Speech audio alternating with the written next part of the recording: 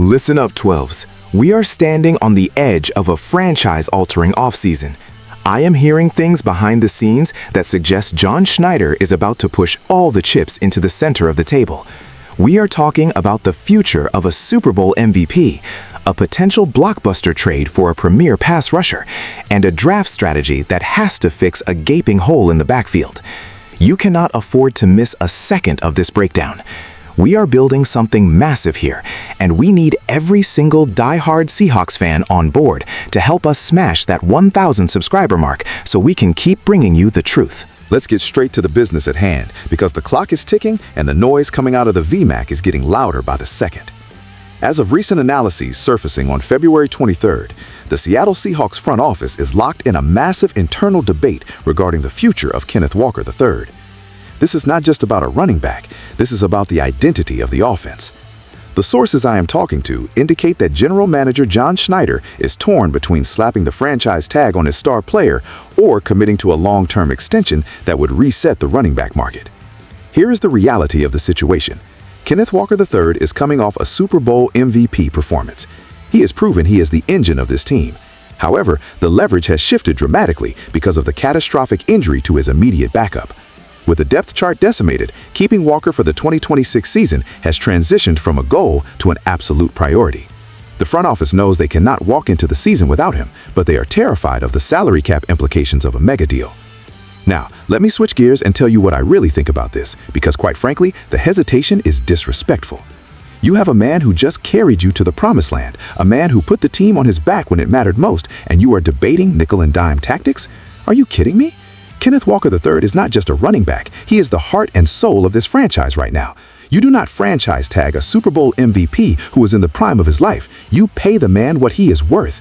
It is blasphemous to even consider letting him play on a one-year rental deal when he has given his body and soul to this city. If you alienate your best player over a few $1,000,000, you destroy the locker room culture instantly. Stephen A is telling you right now, cut the check, John Schneider. Stop playing games with greatness. If you treat a king like a pawn, do not be surprised when the kingdom crumbles. But here's the problem. If they pay Walker the massive bag he deserves, it severely limits their flexibility to make the other moves they desperately need to make. And that brings us to a rumor that is so explosive, it could change the entire balance of power in the NFC West, involving a certain defensive superstar. If you want the real scoop on these contract negotiations before anyone else breaks the news, you need to hit that subscribe button right now. Do not let the algorithm hide the truth from you. Join the movement today. If you thought the contract situation with Walker was volatile, wait until you hear what is brewing on the trade market. My sources are confirming reports that surfaced yesterday, indicating that General Manager John Schneider is preparing to go on the offensive during the Combine week. The target? None other than the Las Vegas Raiders' premier pass rusher, Max Crosby. This is not the first time Seattle has sniffed around this situation. We know for a fact that Schneider previously attempted to orchestrate a blockbuster trade involving DK Metcalf and Geno Smith to acquire Crosby, a move that was ultimately rejected. But now, with the Raiders potentially looking to rebuild and Seattle desperate for elite defensive pressure, the lines of communication are expected to open up again. The Seahawks view Crosby as the missing link, the game wrecker who can close out games in the fourth quarter. Schneider is known for being aggressive, and he sees a window of opportunity to pair a top-tier defense with his star-studded offense.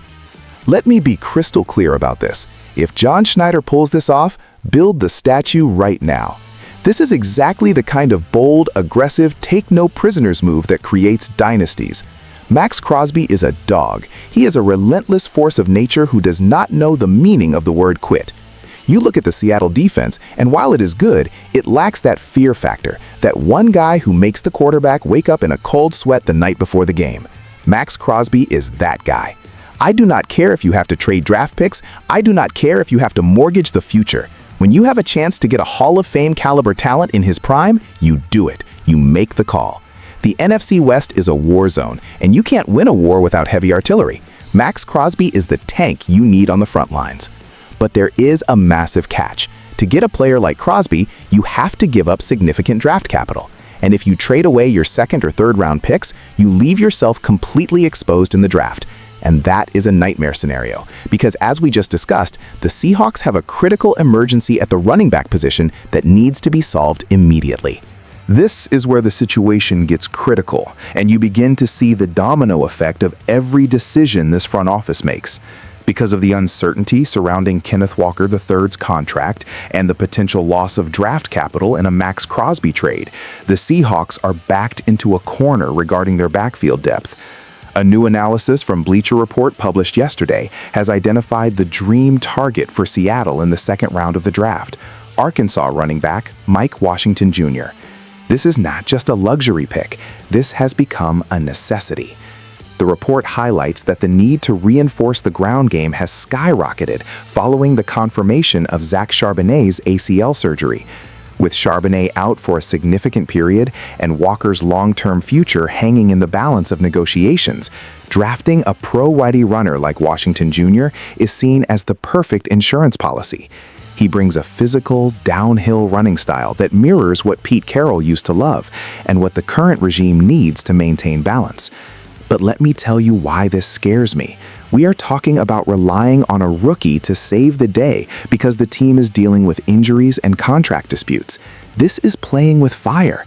You have Zach Charbonnet, a talented young man, dealing with a devastating ACL injury, which is a tragedy for his development. And now you are looking at a rookie from Arkansas to come in and potentially carry the load if Walker holds out or gets hurt. That is a lot of pressure to put on a young kid. But frankly, it is the only move they have left. If they spend the money on Walker and trade the picks for Crosby, they have to hit a home run in the draft with whatever picks they have left. Mike Washington Jr. might be a dream target, but for Seattle, he represents a lifeline. You cannot go into an NFL season with no depth at running back in the NFC West. You will get physically beaten into submission.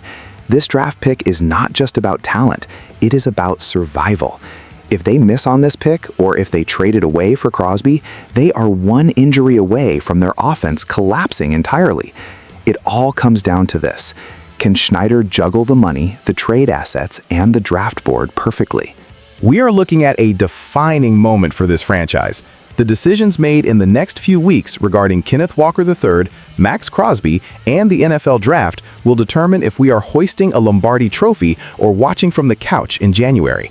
It is aggressive, it is risky, and it is exactly what we live for. I want to hear from you in the comments right now. What is the priority? Do you pay the MVP, trade for the pass rusher, or secure the rookie safety net? Let your voice be heard, 12s. We are in this together. Until next time, keep the faith and go Hawks.